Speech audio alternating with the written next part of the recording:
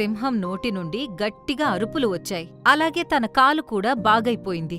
అరే, నా కాలు! ఆ తను తన 4 కాళ్లమీద నిలబడింది. ఇంకా ఎగరడం దూకడం మొదలుపెట్టింది. అరే, నాకు పూర్తిగా నయమైపోయింది. కాని ఇది ఎలా సాధ్యమైంది? దేవుడికి కృతజ్ఞతలు. దేవుడికి 1,000,000 సార్లు ధన్యవాదాలు. ఇది చూసి జంతువులన్నీ సంతోషించాయి. సింహం ఇంకా దుప్పి ఆశ్చర్యపోయాయి. కాని ఇదంతా ఎలా జరిగింది? అప్పుడే ఆ ముసలి ఎలుగుబంటి ఇలా అంది. పూర్వకాలంలో షేర్ఖాన్ తాతగారు రాజుగా ఉన్నప్పుడు ఆయన ఒక దుప్పి నుండి ఒక దేవకన్య ప్రాణాలను కాపాడారు. ఆ దేవకన్య ఆయనకొక వరాన్నిచ్చింది. ఆ వరం ప్రకారం వారు అడవిలో ప్రతి కాలంలోనూ కనీసం ఒక దయగల జంతువు తప్పకుండా ఉంటుంది. ఇంకా ఒక తరం ఇలా వస్తుంది.